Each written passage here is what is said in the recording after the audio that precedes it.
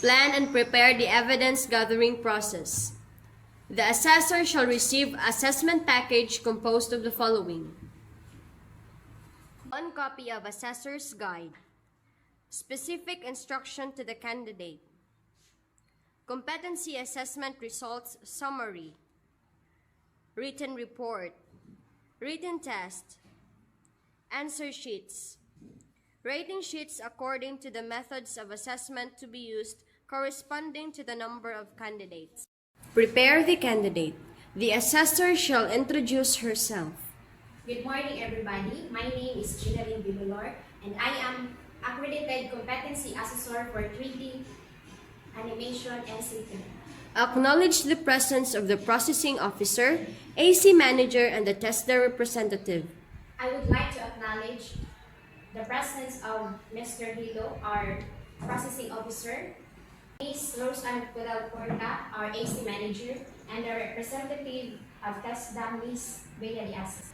Good morning, sir. Good morning, ma'am. You don't have to worry about their presence. They are here to oversee the conduct of competency assessment and to check if the conduct is in accordance with the prescribed competency assessment, methodology, and procedure. Check attendance and identity of candidates and collect the admission slips.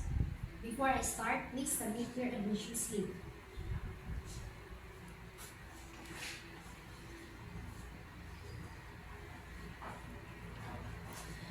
Instruct the candidates to sign on the attendance sheet. As I call your name, please raise your hand and to be acknowledged and signed by the attendance sheet.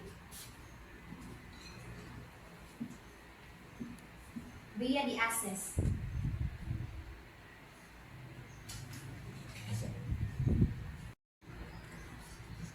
Present to the candidates an accomplished application form with self-assessment guide and explain its significance. I have here with me your accomplished application form and self-assessment guide. This is an indication that you know and can perform all units of competency enumerated for 3D animation NCIII. Conduct orientation to the candidates. The assessor must explain the context and purpose of the assessment. I would like to welcome all of you to our Center of your Assessment for 3D Animation NCIII. The purpose of our assessment for 3D Animation NCIII is to obtain the level of your competency. Qualifications are units of competency to be assessed. Today, I am going to administer competency assessment for 3D animation NCIII. It is the qualification level with basic, common, and core competency. For our core competency, we do here create 3D models of animation, apply shader and texture on 3D models, set character rigging, animate character, light and render animation scene.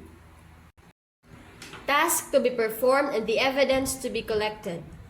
The different tasks to be performed for our competency are the following: create 3D models for animation, apply 3D texture and lighting for 3D models, set character rigging, animate character, composite, and render animation sequence. Assessment procedures to be undertaken. To determine your knowledge and skills for 3D animation NCIII, the assessment method we will use will be written test, oral questioning, and demonstration. The assessment method can help you to make sure you're understanding knowledge and skills. Needs of the candidates to be considered during the assessment.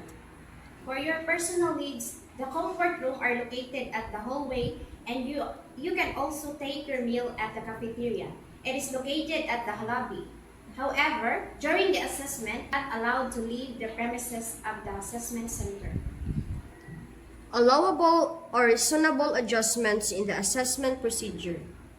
If you have difficulty understanding the given instruction, please do not hesitate to inform me, because we are willing to translate it for you. Also, during the written examination, if you have dilemma writing down your answer, don't be shy, because we can accept your answer verbally. Do's and don'ts during the assessment.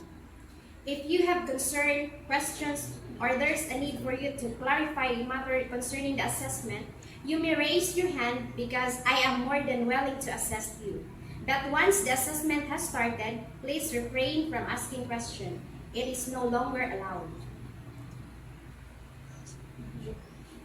In the same token, during the assessment, if you have physical or any form of difficulty, do not hesitate to call my attention so we can address it immediately.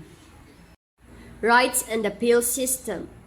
In case you have questions regarding the assessment result, you have the right to appeal. You can submit your appeal to the TESDA Provincial Office, where the assessment center and assessor are accredited. Issuance of national certificate or certificate of competency. For the issuance of national certificate of AC manager, shall inform you. You can claim your national certificate within 5 working days after the assessment. Reassessment procedures. After the assessment and you are found not yet competent, don't worry about it because you can be reassessed anytime at your own convenience. In case the reassessment are full qualification, you have to undergo the whole reassessment process. If you are found to be competent in some unit of competency, the reassessment shall focus in the unit of competency where you found to be not yet competent. Also, if you have failed 2 consecutive assessments, you will be advised to undergo a refresher course before applying for reassessment. Occupational safety and health requirements. During the actual assessment, please observe safety as you observe the different tasks. Make sure to check your electrical equipment before plugging it. Avoid pulling the cord as you plug the equipment. Observe proper body mechanics when lifting heavy equipment to avoid back injuries. In case of the accident, please call my attention immediately so that we can provide it with first aid. If the need arises, the first aid kit are located at the corner of the workshop. Confidentiality of assessment outcomes. With regards to the result of your assessment, we observe strictly confidentiality. This is to ensure your integrity of the assessment package. Also, may I ask the candidates to refrain from giving away any form of information that took place during the assessment process. Provide each candidate a copy of the specific instructions to the candidate. If you don't have any question or qualification, I will now distribute the competency assessment agreement sheet.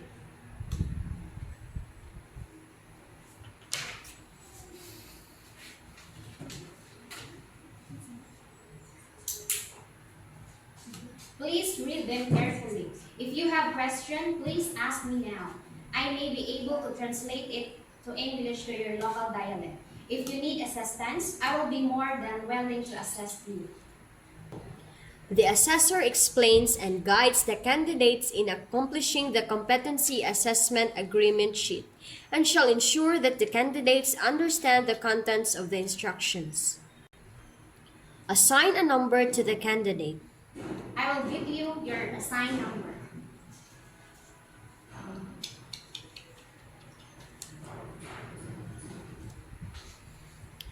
Instruct candidate 1 to proceed to the assessment area while the other candidates stand by in the waiting area. So everybody must be ready now. Candidate number 1, you may please proceed to the assessment area, and for the rest of the candidates, please remain as I call your number.